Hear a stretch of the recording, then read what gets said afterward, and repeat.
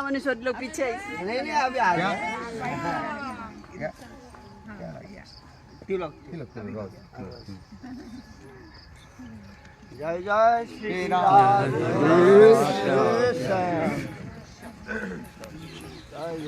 जय रूप सनातन भट्ट रघुनाथ जीव गोपाल भट्ट दास रघुनाथ चरण बंदन जहाँ हईते विघ्ननाश विष्ट पुराण दुर्गमे प्रतिमेन्द्रस्य स्थलोत्पाद गतिर्मुह सकृपा जुष्टितानि ऊर्जादय कार्तिक व्रत नियम सेवा उपलक्ष में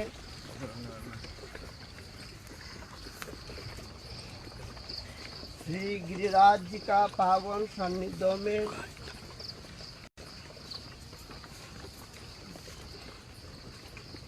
लीलाशुक बिल्वमंगल ठाकुर जी का विरचित कर्णामृतों का आस्वादन कर रहे थे। दूसरा श्लोक तक हम आए थे। अस्थि शस्त्रणी परागधार श्रीपाद नरोत्तम दास ठाकुर का विरह तिथि आए थे काल। तो हम लोग तत्वों का दृष्टि से नरोत्तम दास ठाकुर जी का जो पावन जीवन कटाई है वो हम लोग श्रवण किया है, लेकिन जो और भी कुछ अंश हम लोग को और भी गहराई चर्चा करने का सबकी इच्छा ही है, इसलिए हम लोग इसका थोड़ा बहुत बाबा को ऐड करना चाहिए।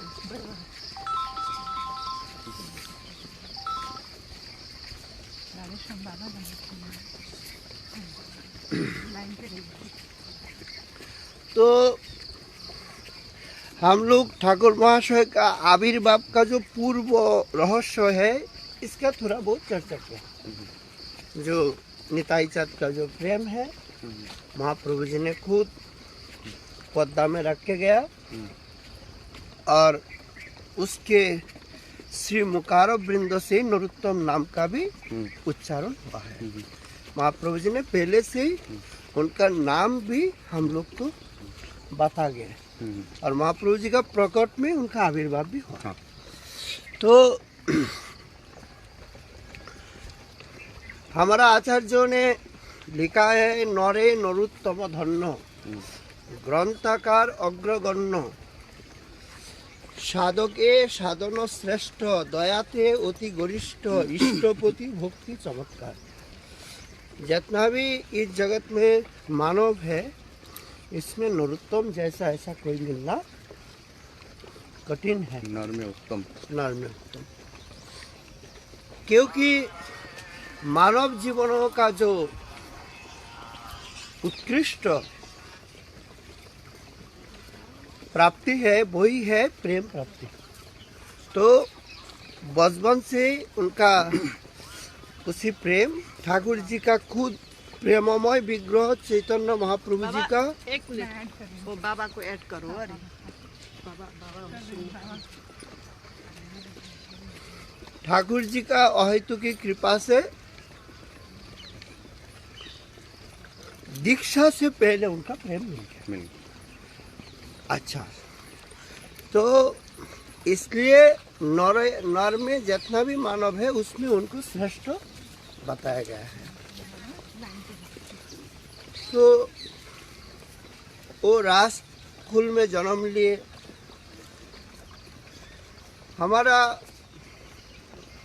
जो जगत का जो संस्कृति है इसमें वैभव में जन्म लेने वाले का हृदय में अगर वैराग्य उत्पन्न होगा तो ये बहुत महत्व माना गया है, क्योंकि भूप में जन्म होने का नाते इनका जीवन में ठाकुर जी का कृपा से ही वैराग्य स्वाभाविक से उत्पन्न हुआ। तो इसलिए वैराग्य प्राप्त हुआ और जय माता। उनका पिताजी का नाम है श्री कृष्णानंद दत्त और माता जी का नाम है नारायणी देवी। दोनों की जो तपस्या उससे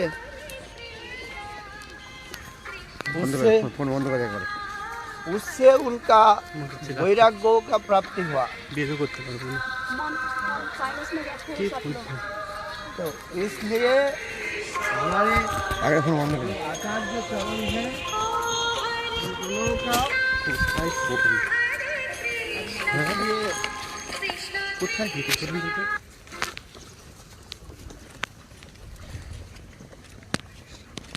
संभवत 1531-32 খ্রিস্টাব্দ में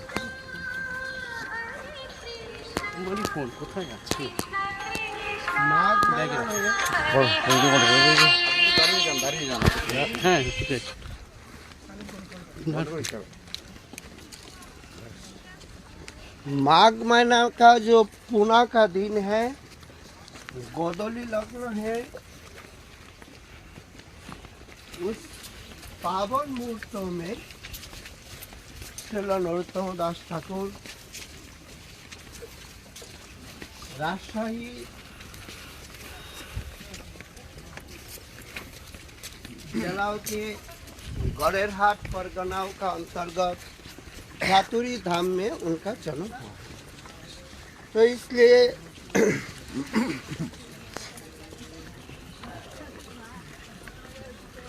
सबने बहुत आनंद, सबको बहुत आनंद मिल गया, क्योंकि राजा का काफ़ी दिन से कोई संतान वगैरह थे नहीं और ऐसा दिव्य पुत्र जन्म दिए है, ऐसा शुभ मुहूर्तों में जन्म हुआ है और देखने से हर आदमियों का दिल में बहुत खुश आनंद उत्पन्न हुआ है।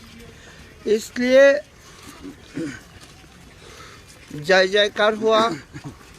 महाराज भी उनके जन्म के उपरांत ब्राह्मणों को दान दिए हैं। संतानों के कल्याण के लिए जो जातकर्म आदि संस्कार है सब कुछ करवाया है। तो ऐसा करके सुशी कलावकर ने वो बच्चा धीरे धीरे अपना उम्र जब 6 महीना हुआ है तो अन्नप्राशन का निर्दिष्ट दिन आए हैं। तो धूमधाम से उनका अन्नप्राशन का प्रारंभ किया गया है। लेकिन एक विपत्ति आई, क्योंकि बच्चाओं का मुंह में जो प्रसाद को छोड़ के दूसरा कोई चीज देना शुरू किया है वो ले नहीं रहा है। इधर दे रहा है मुंह में डाल ले जा रहा है, उधर दे रहा है तो इधर ले जा रहा है। बहुत कोशिश करने का उपरांत भी उनका दे नहीं पा रहा है। तो क्या हुआ, क्यों हो रहा है, क्यों नहीं ले रहा है? देखिए, इस जगत में 2 तरीकों का बच्चा होता है। एक होता है भगवत का प्रसाद देने से भी रोते हैं, देने के लिए बहुत कोशिश करते हैं, भगवान का प्रसाद है वो ले नहीं चाहते हैं। क्योंकि हमारा परम गुरु जी का जो भवकूप का जीवन गति है उसमें 2 तरीका का मानवों का जन्म का बारे में बताया है। एक है स्वर्ग से आए, एक नरक से आए हैं। तो नरक से आए हैं जिनका स्वीकृति कमी है, ठाकुर जी का बारे में श्रद्धा कमी है, संस्कार नहीं है, वो प्रसाद देना चाहते हैं लेकिन प्रसाद ले नहीं चाहते। और नरोत्तम का बारे में वो अलग है, वो प्रसाद को छोड़ करके दूसरा वस्तु दे रहा है लेकिन वो ले नहीं रहा है। तो इसलिए इसी टाइम में दैवज्ञ किसी महापुरुष आ गया। आने का बाद में दैवज्ञ ने बताया क्या हुआ, अरे बच्चा प्रसाद नहीं ले रहा है। बोला अरे कहाँ से प्रसाद दिया है, किसका प्रसाद दिया है?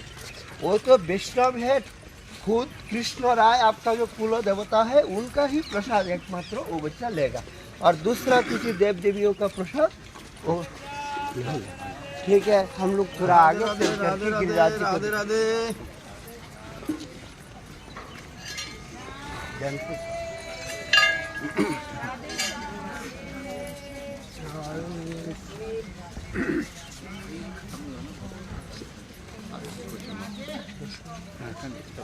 सरकार काम का नहीं है। सुना है सरकार ये भजनलाल सरकार आज से ब्राह्मण है, क्या ब्राह्मण है भाई कि राज्य में सबको परेशान हो रहे, ध्यान नहीं दे पा रहे हो। इधर से यात्रा होगा, इधर से करो, इधर से आओ यात्रा, इधर से गिरिराजी ना छोड़ दे। चलो रोको अरे बाबा तू तो ले जा, इन्हें घेर के तू चला रहा है। इधर से करो, दंडोत करो, कुंडवासी हो करो, दंडोत करो। कार्तिक का महीना है, तूफान धनपुरम करके जाओ, क्या मिलेगा तुमको कार्तिक का महीने में।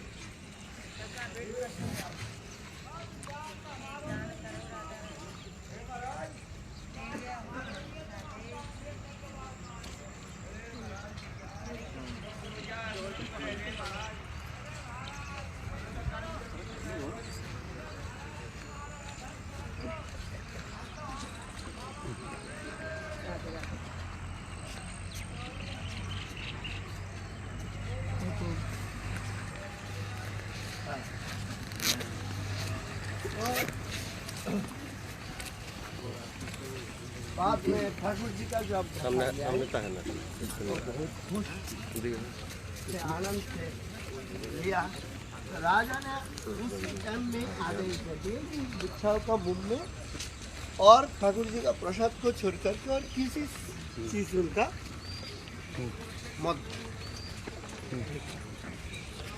तो ये पहले चमत्कारिता दिखाया है।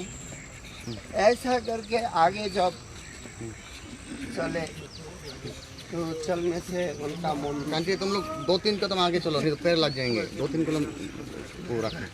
हाँ। तो ऐसा करके बाद में उनका जो सबसे प्यार देख के सबका मन में बहुत आनंद हुआ। पिताजी और माताजी सारी राज्यों का प्रजा धीरे धीरे उम्र बढ़ने लग गया। शशि कलाओं का न्याय धीरे धीरे वृद्धि हो रहा है उनका। और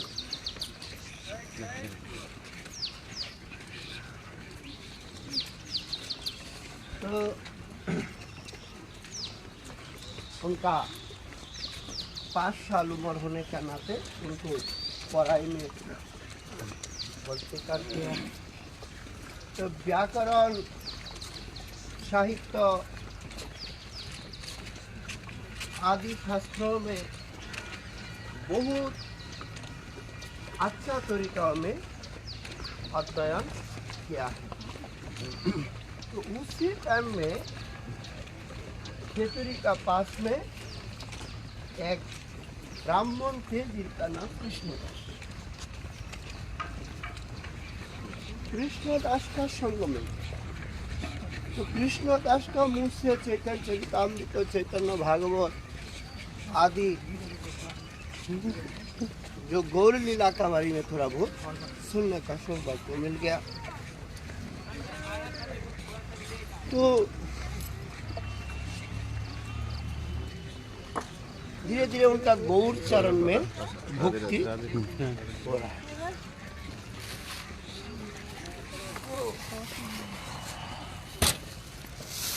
ऐसा करके आगे जब चलने लगा तो एक दिन श्रीमन महाप्रभु जी ने खुद सपना में आए और निताई चाँद खुद सपने में आए।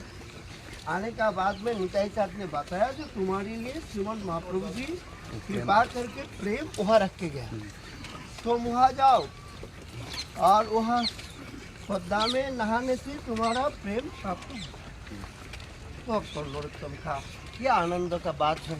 सुबह उठ करके और पद्मा में गए। जब पद्मा में गए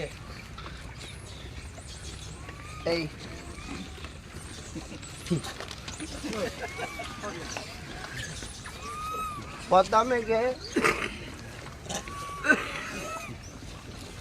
नहाने से पद्मा का जो तरंग ज़्यादा से ज़्यादा हो गया, और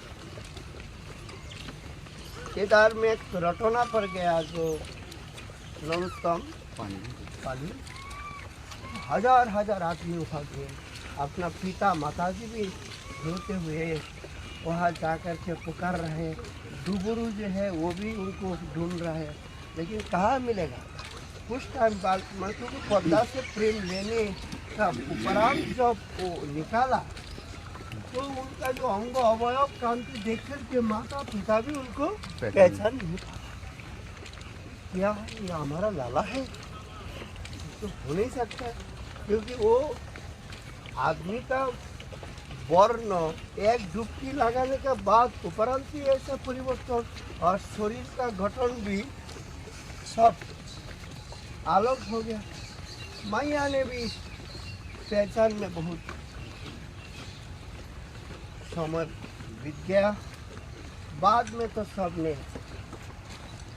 समझ में आया जो ये ठाकुर जी का कृपा से उनका कोई दिव्य वस्तु प्राप्त हुआ है, और अभी आंसू बह रहे हैं, शरीर में पुलक है, वाणी में हा गौर शब्द है, और प्रेम उमड़ रहे, मतलब ये स्थिति हम वर्णन नहीं कर सकते दादी, क्योंकि उसका बारे में हमारा कोई अभिज्ञता है नहीं।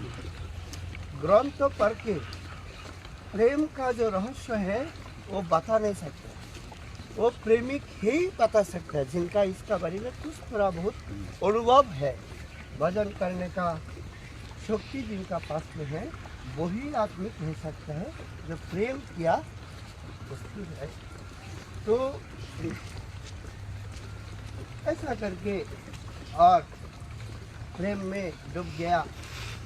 अभी तो खाना पीना, किसी से बातचीत करना, रंग आमुद में बिताना, ऐसा सब कुछ भूल गया, केवल हा गौर हा निताई हा प्रभु का बारे में कहाँ गए आप, ऐसा करके और विलाप कर रहे, रो रहे। रोने का उपरांत क्या हुआ, एक दिन श्रीमान महाप्रभु जी ने खुद उनको स्वप्न में आके दर्शन दिए। कहा गया है हम, ये तो है आपका पास में ही है, नज़दीक में ही है, आप क्यों हमको ढूंढ रहे हैं। तो उसका बाद में महाप्रभु जी का दिव्य अवय वाणी सुनने का उपरांत उनका प्रेम और भी बढ़ गया, क्योंकि उसी राज्य का भाषा ही है रोना जी, उसी राज्यों का जो स्वभाव है वो है, हमारा कुछ हुआ ही नहीं, कब होगा, कैसे हम ठाकुर जी का प्रेम प्राप्त करेंगे, ये हमको अभी तक पता ही नहीं। तो इसलिए महाप्रभु जी ने उनको आशीर्वाद किया, उपराध नित्यानंद सुंदर का चरण में उनको डाल दिए, निताई चाँद ने उनको आशीर्वाद करके छाती में लगा लिया, अद्वैताचार्यों का चरण में प्रणाम किए।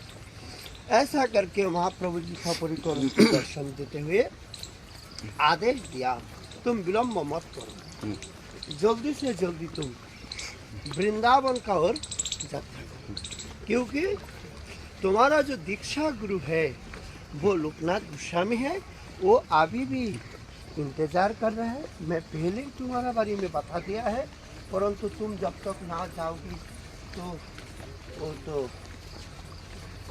मैंने कुछ नहीं कर पाएगा। तो इस शब्दों में दादी एक रहस्य भी महाप्रभु जी ने हम लोग को स्पष्ट किया है, क्योंकि महाप्रभु जी ने अभी मैंने अगर तुमको समर्थन कर दिया, पीछे जाके क्या होगा, ऐसे उपसंप्रदाय का सृष्टि होगा, क्योंकि सब कहेंगे मुझे भी ऐसे मिला। अब सपने में मिले इसका क्या प्रमाण है, कोई प्रमाण तो नहीं दे सकते, इसलिए सीधे मना कर दिया। ऐसा बोलते हैं तो हमको स्वप्न में आके दीक्षा दे दिया, अरे दे भी दे दिया, देने से भी कोई काम नहीं। आचार्य ने बताया पुनः जिनका स्वप्न में दर्शन हुआ उनसे मंत्र सुनना पड़ेगा ही पड़ेगा, नहीं तो तुम्हारा मंत्र का मान्यता नहीं होगी समाज में। कोई कहता है कि मुझे सपने में बैठ दिया, नहीं ऐसे नहीं होगा, साक्षात नहीं करना पड़ेगा। अरे वैसा बेस लेने, देखिए सिद्धो बाबा दे नहीं रहे तीन कोरी गोस्वामी को, है कुछ जोर से उनका दौर पोपिन ले सबक लिया। से ले लिया। लेकिन फिर भी जो तिनकुरी प्रभु के जितने भी शिष्य मुरारी बाबा वगैरह उनको दूसरे के पास भेजना होगा जो क्या होता है वो खुद किसी को नहीं बेच नहीं नहीं दिया दिया, क्योंकि ऐसा ही हमारा संप्रदाय का पूर्वाचार्यों का नियम है। जैसे रामकृष्ण पंडित बाबा, उन्होंने दीक्षा नहीं दिए, बेच नहीं दिए, लेकिन विनोद बिहारी गोस्वामी पाद ने उनसे एक कॉपी ले लिया, तो उन्होंने खुद किसी को दिया नहीं, क्योंकि ये देने से संप्रदाय में ऊपर को पीछे मोड़ता तब समाज श्रृंखल हो जाएगा। तो इसलिए महाप्रभु जी ने हम लोग को बहुत एक सवाल दे दिए है, स्पष्ट वार्ता दे दिया है, जो संप्रदाय से पुनराय दीक्षा लेने का आवश्यक है, अगर किसी का प्रेम भी प्राप्त हो जाएगा ना जी। अच्छा स्वप्न में मंत्र क्या वस्तु है? और किसी के प्रेम साक्षात प्रभु ने स्वयं प्रेम रखा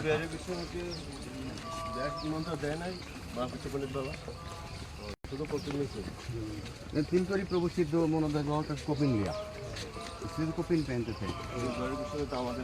हाँ, जानू।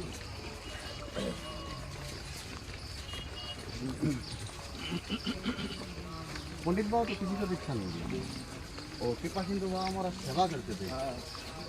अरविंद बाबा, नित्यानंद बाबा और विनोद बिहारी गोस्वामी प्रभु भूगर्भ परिवार के थे, तो इसलिए गोस्वामी प्रभु के नाते तो बहुत सम्मान जो भी है, ये हमारा बात की है, मूल बात है, जो हमारा जो संप्रदाय है, इस संप्रदाय में जो मूल सिद्धांत है,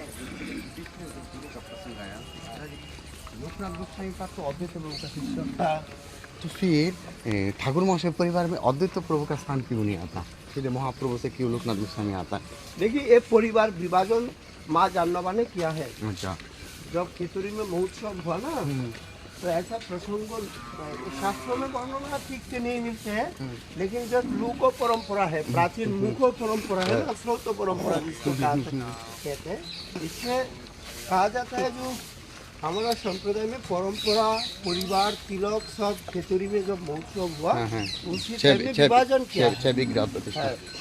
क्योंकि अद्वैताचार्य से तो दीक्षा लिया है, लेकिन ऐसा भी बात गौड़ीय वैष्णव अभिधान में मिलते हैं, जो महाप्रभु जी से उनका हरिनाम मिला था लोकनाथ गोस्वामी को, तो इसलिए उनका महाप्रभु जी तो किसी मंत्र नहीं किया, लेकिन तो परंपरा जो भी जैसा ही हुआ, आचार्य का अनुमति से मना। वही प्रश्न कल मुझे किसी ने प्रश्न पूछा था, ठीक है मैं थोड़ा जानकारी आपको बताऊं। श्यामानंद परिवार बन गया। श्यामानंद परिवार वैसे तो नित्यानंद परिवार है, श्यामानंद परिवार मतलब और कोई दूसरा परिवार नहीं है। वो तो ठीक है, वो परंपरा ठीक है, वो तो आपका आ गया गौरीदास पंडित, हृदय चैतन्य प्रभु, श्यामानंद प्रभु ऐसे उनसे आया।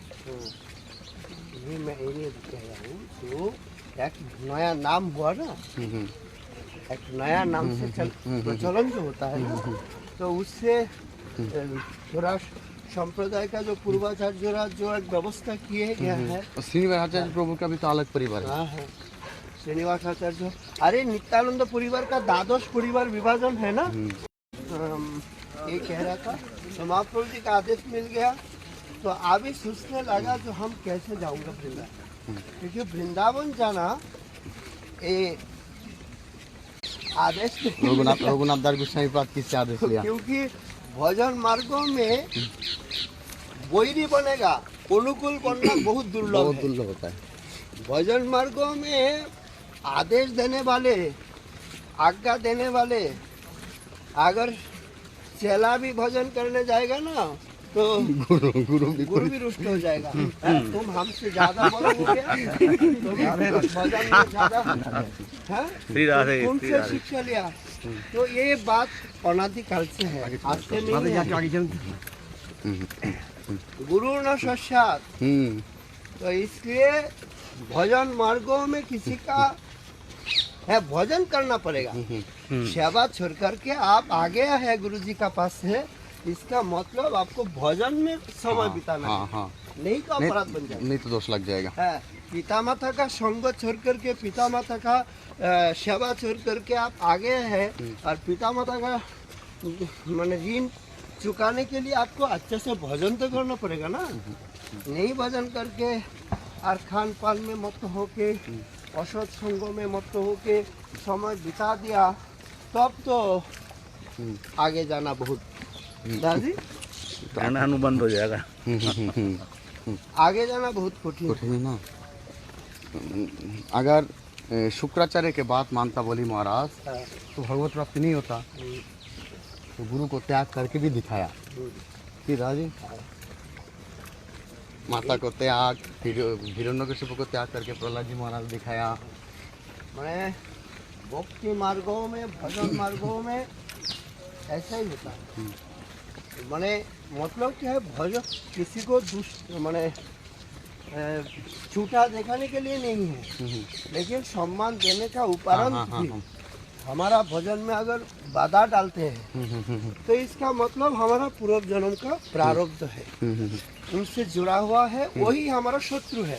शत्रु किसी भी रूप से आ सकता है राजी। शत्रु पत्नी रूप में भी आ सकता है, पुत्र रूप में भी आ सकता है, बंधु रूप में भी आ सकते हैं, भाई रूप में, मैंने किसी भी रूप में, शत्रु रूप में, मतलब भक्ति में विक्षेप पैदा करना। और शास्त्र में तो बोला ही गया है ना, जैसे पुत्र कितने प्रकार के होते हैं? चार प्रकार के। शत्रु पुत्र, मित्र पुत्र, ऋणी पुत्र, उदासीन पुत्र। तो ऐसे हर एक चीज का ऐसे होता है। तो ऐसा है। इसका समाधान क्या है? आपने कहा कि पत्नी भी आ सकती, पुत्र भी आ सकता है, तो इसका समाधान क्या है? समाधान कुछ नहीं, आपने पहले करके आए उनके खिलाफ कुछ, तभी आके ये बदला ले रही है। समाधान अभी सहन करना, और सहन करो, अभी अभी साधन करो, सहन करो, साधन करना और सहन करना, सहन करना, ठाकुर जी से प्रार्थना करना, ठाकुर जी नया करके हमारा कोई प्रारब्ध पैदा नहीं होना चाहिए। जो भी हो रहा है वो हमारा पूर्व जन्म का प्रारब्ध थे। गोवर्धन जी, ये आपका अकेला समस्या नहीं है, पत्नी सबका समस्या है। इसलिए मैं पूछा हूँ। मेरा क्वेश्चन इसीलिए हुआ। मैं कह रहा हूँ, देखिए एक बात आगे तो बात सुनाई देता हूँ। जो गदाधर भट्ट का आगे चलो चरित्र, महाराज, पालक गदाधर भट्ट एक आजी थोड़ा आगे। गदाधर भट्टेर जे चरित्र, उसमें हम लोग देखते हैं जब वृंदावन में जब गदाधर भट्ट जी ने भागवत पाठ कर रहा था, तो उसी टाइम में भरतपुर का जो राजा थे वो शाम को टाइम में घूमने आते थे, वृंदावन में आए, उनका महल थे। तो देखने का उपरांत ऐसा लगा जो क्या बात है, इतना बाबा लोग यहाँ बैठ करके क्या सुन रहे हैं, और एक केवल कह रहे हैं और दूसरा सब कान सुन रहे हैं। क्या बात है? हमारा राजमहल में भी ऐसा आदमी बैठते हैं, लेकिन एक बात करने से 10 बात इसका ऊपर आते हैं, हमारे ऊपर चढ़ जाते हैं। हम राजा है, दंड मुंड विधाता है, सबको खिलाता है, परंतु हमारा बात खंडन करने के लिए कितना आदमी खड़ा हो जाता है। अरे यहाँ एक बोल के जा रहे हैं और सब चुप बच्चे सुन रहे होके स्थिर होके सुनते जा रहे हैं। क्या बात है, क्या चमत्कारी भाषा है।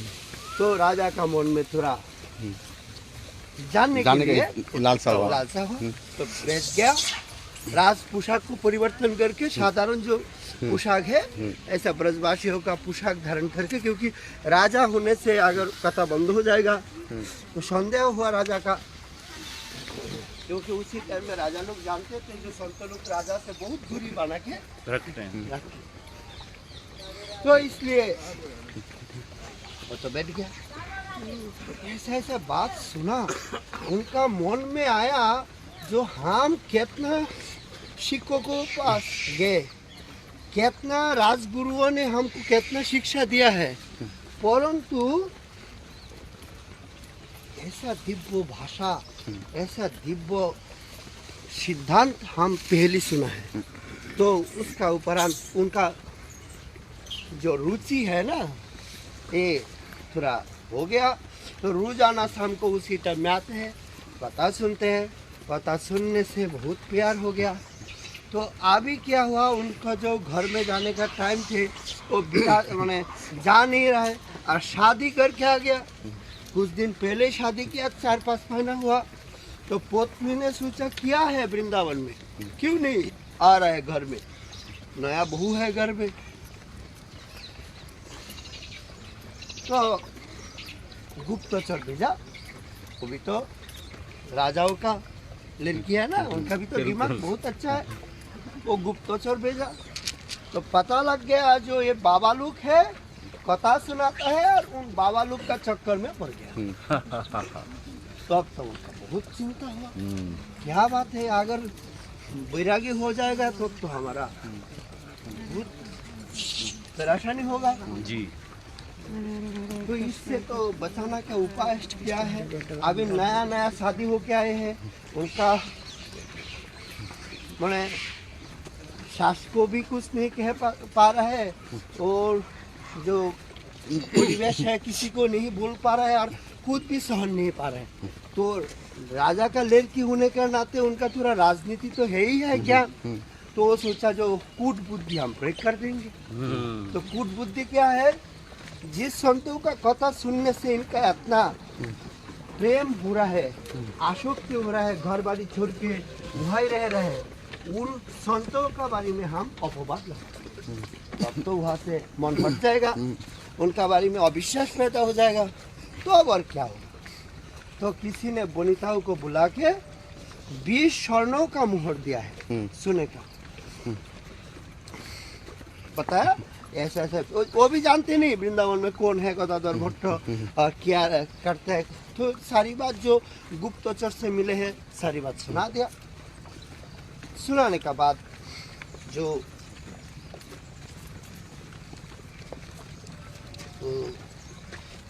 वनिता है वो आए वृंदावन में। आने का बाद में देख रहा है जो राज माने वैसा वैसा ही कथा हो रहा है। तो वो कथा एकदम बहुत गहरा स्थिति में जब गए उसी टाइम में वहाँ जा कर के सबके कल्याण का बात कर रहे हैं।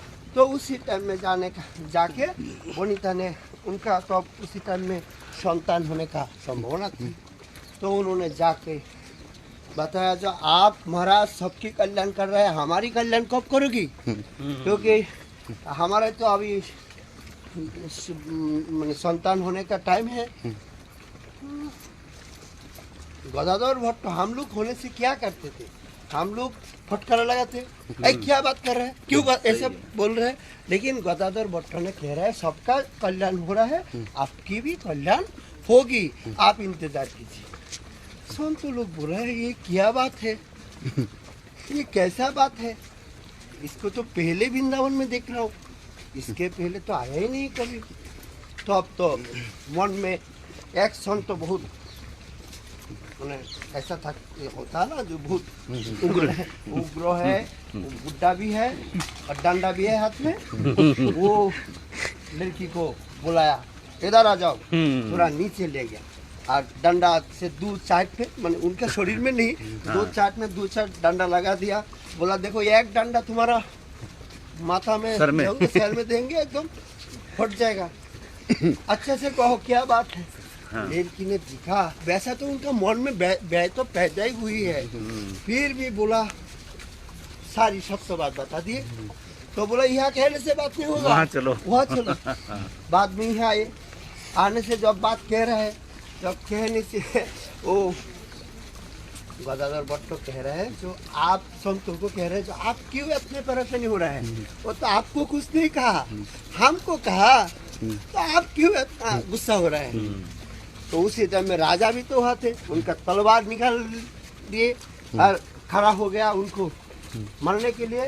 गदाधर भट्ट ने बताया तो आप भी चिंता मत करो, आपका भी कोई तो नहीं बोल रहे, हमको कह रहे हैं। तो बाद में सबको शांत किया। वो तो लड़की ने 20 जो स्वर्ण मोहर है यह गिरा के रूते रूते यहाँ से बच गया। वो तो बोला हमारा अपराध हो गया संतों का चरण में, आप बचा लीजिए। वो जो उनका मन से जो एक रुदन है ना, देखने से पता चल गया। तो राजा को बोला गदाधर भट्ट ने तो आपका पत्नी का भूल नहीं है, ये आपका भूल है। आप खुद अकेला क्यों आते हैं शादी करके, आप कुछ दिन घर में जाके उनसे रुको, बाद में उनको लेके आओ। तो बाद में ऐसा हुआ जो राजा से भी ज्यादा बड़ा भक्ता बन गया उनका पुत्र।